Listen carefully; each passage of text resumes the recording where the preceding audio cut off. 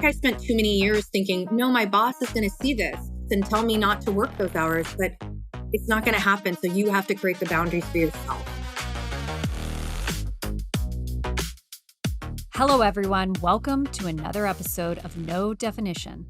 I'm Amanda Malco, a busy executive and working mom who is on a mission to figure out how to have it all and help women everywhere do the same. Each episode, I sit down with some of the most successful and inspiring women out there, founders, CEOs, chief executives, entrepreneurs, and more, and invite them to share what they do to have it all and make it all work. And this week, our guest is Shanta Kohli. Hi, I'm the Chief Marketing Officer for Sisteg. I'm a mom. I have two sons that are now 18 and 20. My husband and I live in the Bay Area of California, and I've spent about 15 years in cybersecurity. I tell people I found a home there. My role to CMO has not been linear. Instead, it's been more of a jungle gym, built around career growth and family priorities. I've spent many nights thinking through the same questions so many working moms face, and I'm here to tell you, you can do both successfully with the right trade-offs. Shanta is someone I've known for years and has really inspired me in how she lives her life. And in this episode, we get real about what it takes to stay in the workforce after having kids. A career jungle gym, not a ladder. And I love this metaphor. The first time I saw Shanta use it was in this great LinkedIn post for International Women's Day, which got a ton of attention. And listeners, I'll share that link so you can read it later in the blog post for this episode.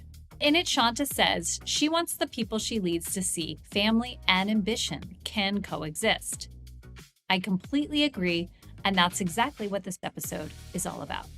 We're going to talk about the decision Shanta made on her career jungle gym. And listeners, this includes some jobs changes that were lateral or even downward moves. And what I love is that Shanta is really honest about how hard these decisions felt at the time, even if they helped her have a successful whole life in the long run. We're also going to talk about boundaries, making career trade-offs with your spouse, always hard, and more. So with that, let's start with Shanta sharing why she wrote that LinkedIn post and what a career jungle gym means to her. Staying in the workforce as a mom, whether you're taking care of children, whether you're being a caregiver, isn't automatic. You have to make intentional decisions and you have supportive people around you. That's what made me start thinking about this post and putting something out for International Women's Day, is because many women face the same tension between career ambitions and family responsibilities. Yes, we all like to think our career is linear. We go from being a manager to a director to a senior director.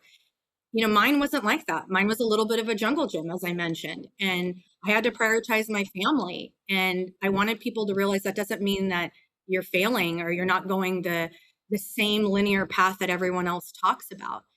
And I also wanted to thank some of my supportive leaders. Honestly, I've had supportive leaders that have kept me in the workforce, maybe making small accommodations, and those can be big differences for keeping women in the workforce. We risk losing some really talented women that feel like they have to choose. The equation changes after you have kids, and sometimes you have to make different decisions than you might have before kids, and that's okay. And it doesn't mean that you can't get to the top of the ladder. It might look less linear. Staying in the workforce for you required making deliberate trade-offs. Clearly, that seems to have paid off tremendously for you, both professionally, but I imagine there was a lot of positive personal benefits as well. Tell me about a time when you felt like you had to make a career decision where there were trade-offs that may have looked different after children. Some of our best career decisions sometimes don't look like promotions on paper. You go from manager to senior manager to director. You know, early on when my kids were young, let's say, 5 and 7, I had to really look at these kind of high demand roles. Maybe they were global roles that required constant availability, calls at 8 p.m., calls at 6 a.m., and a lot of travel. That's really hard to do when you have really young kids. And so I had to kind of turn those down. And while it was hard, not feel bad about it in hopes that, okay, that role, I'm going to get there one day. But right now I might be stretching myself, my family in a way that I don't want to. And so I would have to weigh these decisions, like looking at family impact, looking at long-term career value, And so I kind of pivoted. Like, I'll give you an example. I'd been a VP at Nimble Storage, running corporate marketing. And then I took this opportunity. I think my kids were about 10 and 7. And I went to go work in product marketing. Went from a VP to a senior director to pick up another skill. Like, I was not a product marketing leader or manager by trait, more on the demand side, more on the corporate side. And so went, pivoted sideways, what I would say, to go gain that experience. But guess what? I didn't have to travel a ton. I didn't have late calls with field marketing and geos and sales leaders. And so I got to be present for my family when they actually needed me. That's like moving between roles, but actually getting what you also need out of that role. Not thinking, okay, it has to be, okay, demand, demand, demand. I'm coming up with the words, but you can also sometimes pivot sideways to pick up some new skills to make me a well-rounded leader and a well-rounded person, if you will. That move to get more flexibility for your family, but also more experience that clearly really helped round out your marketing experience as you ultimately did become a CMO and now you're running all of the functions. I imagine that's been incredibly valuable for you. Well, yeah. And I think a lot of times we think about that trajectory. And so I remember talking to one of my old CEOs, and Amanda, you go back and talk to your old CEOs. And I told him, hey, actually, I'm actually in product marketing. And he said, wait, you moved sideways into product marketing? And I could explain why. I would always take the messaging and be like, great, I've got the messaging, I've got the content, but I never actually developed it. And so this was a chance for me to do that. And honestly, Amanda, it was a much smaller team. Like, I went from running 30, 40 person org at Nimble to then having 5 people. That was a very different type of organization. Then I built it. But, you can imagine having that size org to such a smaller organization, I could really concentrate on that skill. Yeah. And I imagine even the flexibility to not have 40 people who Yes. always have questions and Yes. things like that. You have young kids. I mean, Yes. 10 and 7, that's a very demanding time. And you had 2 young kids then. Did you initiate that? Were you intentionally wanting that? Or did you kind of think about the career first and then realize some of the personal benefits later? Because I know many women who have tried to sort of decide when is that juncture where I might want to make those trade-offs. Was it career first? Was it personal first? Was it all of the above? I think it was actually a combination, because I think my older son was around 3rd grade. You have a son as well. And so you go into school, there's volunteer jobs for the school. My son asked me at that point, oh, mom, do you think you could be the room mom? I thought to myself, like, oh my goodness, wait, I can't do this big job and be the room mom plus everything else. But then I also thought to myself, this is maybe an opportunity. If I take this, it's not like your kids want you to be the room mom in high school, Amanda. So, like, take this opportunity when they're young and they want that. They want to see their mom or their dad in their room. And so, can I use this time where it's like very visible to be with my kids? And also, is there something else I can go do? Because if I had taken another, I would say, VP of demand gen role, I probably would have traveled a lot and missed out on a lot. And so I feel like that was perfect timing. But I did take a break between my job of, Nimble and Palo Networks. I took about 4 months to really think about that, because I think very quickly, sometimes we just go into the next job. And so it's almost like, okay, next job, next job. And so taking those 3 months to think about it was super helpful. That story arc of like how you got to that change in your career, but also decision is helpful and it really resonates for me. I also took time off, similar change. I was going from running all marketing at smaller companies to going to a bigger company, but running the partner division. Okay. And it was very similar. The benefits personally were tremendous. I don't know that I would have made it without the time and space to really consider that. I had a lot of anxiety about it because it was so different, even with the personal benefits Yep. in the moment. And I'm thinking of any listeners who may be thinking about a similar career decision.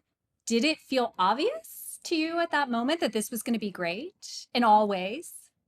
No, it didn't, because in the beginning, we have to explain this to people. So, for you, if you said, hey, I'm running marketing and now I'm going over to this other field, you have to explain it. People want a story about it for some reason, right? It almost felt like I had to tell people, like, almost defend my decision. Oh, could you not get another VP job? What was the reason behind you wanting to go do this other role that is in a different area of marketing? I did have to do a little bit of that, right? And I have a really strong women's group, like a tribe of marketing leaders that I stay in touch with for the last 15 years. they were very supportive, but I still had to explain it to them because on paper, it didn't make sense. That's the only thing I felt like was a little bit hard, was just explaining it. And then even sometimes, when you interview, having to go, okay, you went from this to this, I still had to explain it again, Amanda, right? And so, but then it's all about having that right story about what you went and did. Oh, I did this. I redid their website. I rebuilt their content engine, whatever it is. So, but I had to go through that because I'd say for 6 months, I had a lot of like, did I make the right decision? For someone who's making the decision now, knowing that even for you, it was really hard in the moment, I think it's really encouraging for anyone else who's making a similar decision or evaluating one. And it goes back to the jungle gym, right? Yep. It's not always going to feel like you're going up. And that's part of the jungle gym metaphor, I think, here. You're absolutely right. Getting that alignment, whether it's with your spouse or your mentor, that's where I felt like my mentors came through when I said, hey, I'm going to go do this job. And they said, this is why, because they were ahead of me by 10 years. Right. And so I think that is another thing that was really helpful, them to say, okay, yeah, this is a great idea. This is how you're going to have to talk about it. This is why it's going to be really good for you. And some of my mentors are working moms. And so they provided a level of confidence when I was starting to feel like, oh, did I make the right decision? Should I go backwards? So that was really helpful to me. You said your husband and you made career decisions together, and that, you made career decisions that supported him and he made career decisions that supported you. And you, quote, treated professional growth as a shared strategy, which Right. is so smart. I found this so profound. And I know for many women, but also couples earlier in their careers who are listening, this idea of a shared strategy can be a really big shift, especially once you have kids. Can you give me an example of maybe some of the decisions you've made together, or even just one that felt really pivotal? I met my husband when I was in college, so I feel like we grew up together a little, Amanda. So we had this opportunity to go to college together, think about our careers, and obviously have kids a little bit later, right? Like we didn't treat it as, I mean, we're both in tech. My husband's in security too. I'll tell you, he's the one that actually got me into security. But it wasn't two separate paths. I think it became more clear that we needed a shared strategy when we started having kids. When it was just the both of us, I don't want to say it didn't matter, but it's like I could do what I'm doing and he could do what he's doing. When you start having kids, or like I said, it could be kids, it could be caregiving of parents, it could be whatever you're taking care of. We actually had to make really intentional decisions. And one of us could lean in professionally at certain times, maybe the other one at a different time. I'll give you kind of two examples. I think this was my second son was born, and my husband got this dream job to being a sales engineer. Well, sales engineer, he was traveling a lot. Now I have like a 2-year-old and an infant. This was like his dream job, Amanda. And so it was like all about supporting him in that role. Was doing it, was great. And it worked out really great for him. And then this might have been when I was at Blue Coat, got like a role to kind of run more of marketing. At that point, my husband actually was an SC, so a sales engineering manager. And he saw my career taking off, expanding in a different way, global, taking on different departments. He stepped back and decided to go back to be an individual contributor. And he took a role that was, close to where we lived in terms of our house. Company had like zero revenue. It was kind of crazy, actually, now I think about it as I'm telling you this story, but he could be like kind of their first SC. So he could drop off the kids, pick them up, because I was having to commute a little ways. It was us thinking about our roles, like our changes in our careers, not as, okay, it's okay for you to change your job and not me. We would think about them together. And we'd also balance things like not just, is it a public company? Is it a private company? We never both wanted to work at two startups. That's a little bit crazy for raising kids, in our opinion. So maybe one was working at a publicly traded company, one was at a private, and then just thinking about timing and trade-offs. The other thing that I would say is we didn't compete. When I look across, it's like sometimes I was feeling, okay, well, I'm a VP. I want my husband to be a VP. We had to really think about what's going to work for the both of us. So if one of us was chasing something, the other one kind of stepped back and still had a career, but a different type of career where they could support one another. You talked about boundaries, or you mentioned boundaries. We Yes. have to have boundaries to make this work. Yes. So how have you thought about boundaries, and what specific boundaries do you set for yourself, for your family, for to make this all work? Yeah, boundaries. I love this word, by the way. I think of boundaries not so much as constraints. They make everything possible and everything sustainable. But I need to be better at it. I'm going to tell you right away. It's really hard as you become an executive and as you become a C level, as you climb the ladder. It's hard. We're C level, we're women C level. We're like the only women on exec teams. And so that might look different. Sometimes you might be the only mom on an exec team. Boundaries, it's something I'm still working on. For my friends that might listen to this, the Shanta still has a lot of work to do still on boundaries, but I'm trying. Some things that I think about boundaries for me would be being home for dinner was a non-negotiable for me. When I was in the office, it was really important for me that I structured my workday around coming in early. So maybe my husband's dropping off the kids, because to me, I grew up having family dinner with my parents every night. And so that means starting early. That means leaving so I can go home and make dinner, because that was something I really enjoyed. Being really selective. I talked about travel, creating those boundaries like, oh, great, I can go on a 10-day trip. Nope, I can do this in 5 days. Really being honest about the travel schedule that I can take on. Maybe I can't go on this trip because my son has spring break, really figuring out those boundaries and then encouraging my team, because I think the other thing, Amanda, is showing your team that you're going to take that time as well. My mom had been suffering from a neurological disease for a little while. And in the last year, spending a lot of time caregiving for her. And she passed actually in September. But, whatever the policy was, I don't know, bereavement policy, is it 5 days? Is it 3 days? No, I took 2 weeks. I had been doing this for a long time and taking care of her. And I wanted to show my team like, hey, this had been going on. It's my mom. Like, I wanted to make sure people could see, oh, she's not just taking 2 days and she's showing back up at the office. It's really important, I think, to model the way here and encourage your teams. If they see you taking time to go be at your kid's doctor's appointment or go be at the soccer thing, but don't say, oh, I'm going to be out for the afternoon. I'm barely honest. I say, hey, I'm taking my son to his allergy appointment. I'm going to be at my son's tennis match. We as leaders can give folks a different level of flexibility. And so that's where I think you can set boundaries. Maybe it's not traveling at home, keeping technology away from the table so we could have real conversations. That's like another one, to really focus on family time, but also just making sure that people see that you're creating boundaries. So that way they feel like it's okay. I had this one mentor to me when I'd always say, oh, I'm working so many hours. I'm working, 60, 70 hours a week. And she said, oh, you just haven't created boundaries. And by the way, Shanta, nobody is going to create those boundaries for you. You have to create them for yourself. And I think I spent too many years thinking, no, my boss is going to see this, or, my manager is going to see this and tell me not to work those hours, but it's not going to happen. So you have to create the boundaries for yourself. Dinner every night as a family as a non-negotiable. So you have dedicated space without devices, Yep. which I'm taking that one to my family tonight, Okay. without devices. Yep. So you have quality time every day together when you are home, and that time away from home has a set limit to it. Those are so powerful. Do you think you could have started those earlier in your career? Because I had a similar I haven't earned it yet mentality. And as I look back, honestly, I could have done this from day one in some capacity, I think. I think what I was worried about was, and maybe it's as a mom, maybe I was leaving early at 4 o'clock, right, to get home so I can make dinner.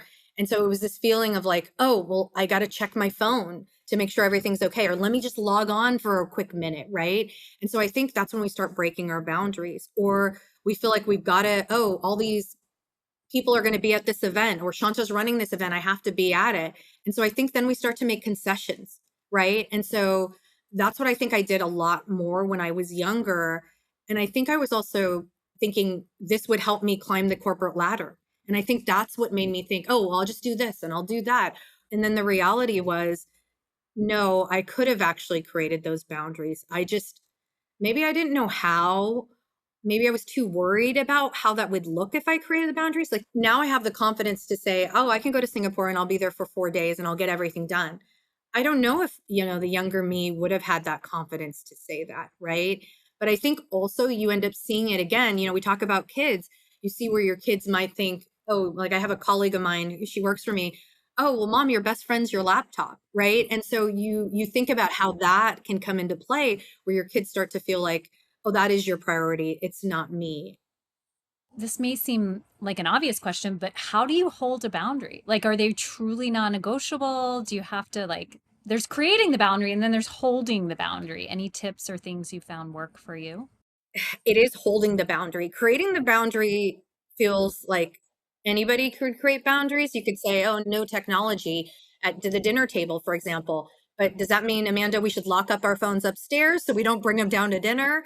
Right? It's really holding on to that. And I think also this is where my spouse has been helpful too, because I think I have a personality of trying to go do it all the time. I put value on all of that. And I think he is a good reality check for me. Like, didn't you say you weren't going to do that? And so then I'm like, oops, you're right. And so I think having people that hold you accountable has been helpful to me. So I share the boundary, like, hey, I'm not going to do X or Y, or I'm not going to take calls during dinner. Then you actually just have to communicate that. I don't take calls between 5 and 7 unless it's an emergency. Holding yourself accountable for it, and maybe having someone help you hold accountable for it as well is maybe a second trait. Yes. So state the boundary, share it with your spouse, ask them to hold you accountable, maybe even your kids, Yep. depending on their age and relationship. And then finally share them with work, which I know can feel the hardest. And I want to acknowledge that not every workplace loves boundaries in your personal life. Help both from your spouse and around you is the cornerstone to making it all work. How do you all divide and conquer at home? What is important? Aligning. So here's my tip. I would align on the priorities of the shared responsibility at home, right? This is my Friday night. Laundry, yard work, literally was all of it. Then you get exhausted. And then maybe you're asking your spouse to do stuff. I mean, he'll do it, but maybe he doesn't love it, right? It's not really something that's interesting to him per se. And then you feel like your whole weekend, when you do have, kids and you're doing this, you spend your whole weekend, doing all of these kind of tasks. And so we've had discussions on what things are important to me. And so for me, early on, it was hard for me. I remember one of my mentors told me, as climbing, like, oh, maybe you need to outsource some things. I didn't think that I wanted to make this like, if you don't love cleaning and I love cleaning, now you need to clean. Like, that can be a tension point too. What are some of the things that I could outsource that personally to me, Amanda, like what I think about defining myself as a mom and things that I want to show up for, like I would be okay outsourcing, but it took me a long, long time. I remember my old CMO said, you finally are giving some things away to do, but like, maybe it's like my husband loves grocery shopping. Great. He's out and doing that. Sometimes he's had to be the default parent in your view of like taking the kids to school when they were younger, because I would already be gone by 7 a.m. But he didn't come back until dinner time and dinner was already ready. Am I the default dinner parent? Maybe, right? And so we just had to figure out what things we both like to do from a household perspective and what things we could outsource. So maybe we were outsourcing laundry, for example, to get some help as my kids got older. So, maybe a couple years older than your son, I gave them bonus points for keeping their rooms clean because that would help me out. Put your dishes away after you eat, right? So it's not like, oh, this is something we all do. I put my dishes in. And then when they were younger, like help me take down the laundry. They enjoyed, because the laundry machine's so much fun these days, Amanda. So they would love, doing that. That's where we had to get kind of our mind wrapped around like, what things are we going to get some help for right now? Because we're not getting to them, or it could create tension, like I said, or you feel like all you're doing is doing this. So we had to make some financial trade-offs, cutting back on things like travel, maybe extras. We hardly ate out, so that was one thing. And those sacrifices kind of supported our career growth and our family goals.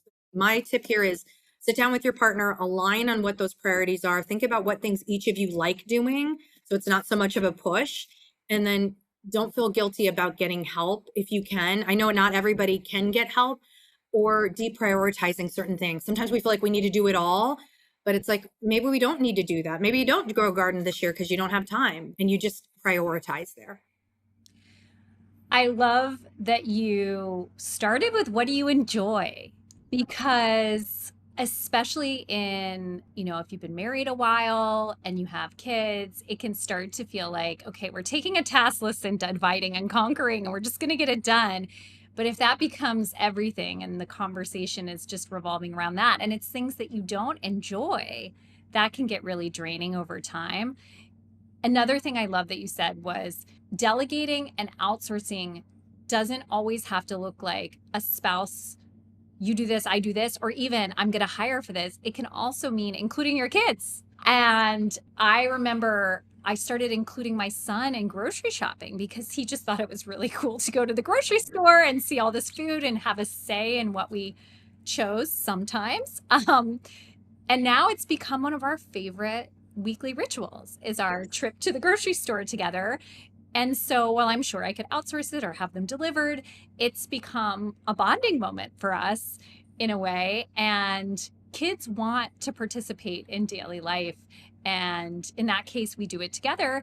But this idea of your kids helping with cleaning their room or their laundry, A, they're learning valuable life skills that they're going to need.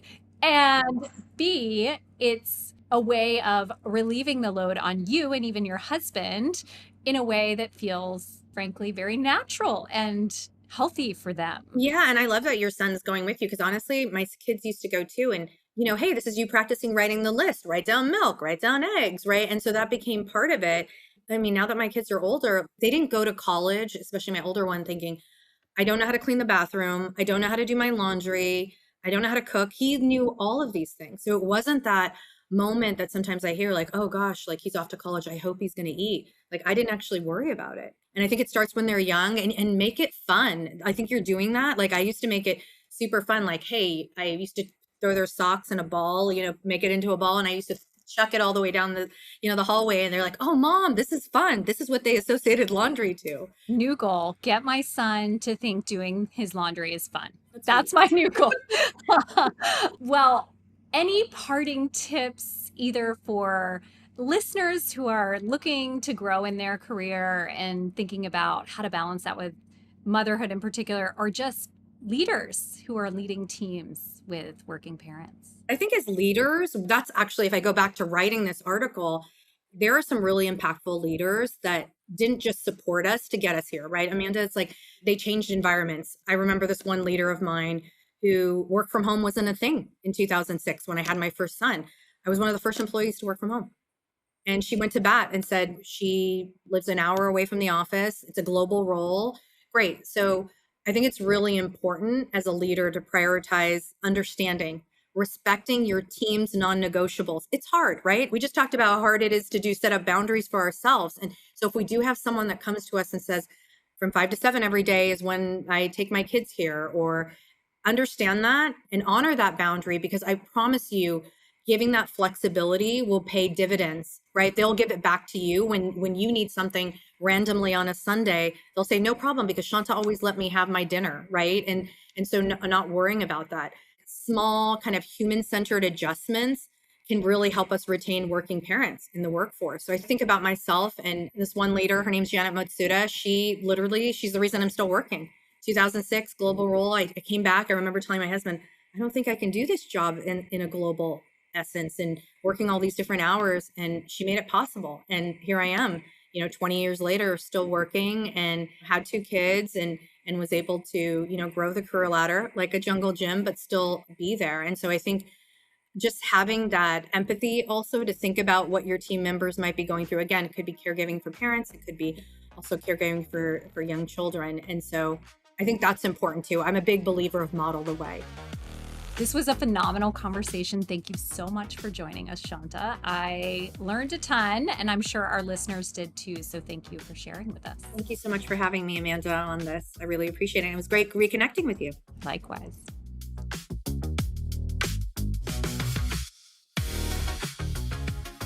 I love this conversation in large part because of how many practical tips Shanta shared and her honesty about the challenges she's had along the way. If you want to read the article she wrote for International Women's Day or review more episodes like this, check us out at nodefinition.com. You'll find a recap from this show, and be sure to subscribe to get notified when we air new episodes. One plug, if you're listening on Apple Podcasts, please leave us a rating and review. It helps get the word out and helps more people find us. And if you were inspired by what Shanta shared, please send this episode to someone in your life who could benefit. And lastly, remember, there's no one way to define a successful life. The best we can do is continue to define it for ourselves. All right, everyone, until next time, this is Amanda Malco with No Definition.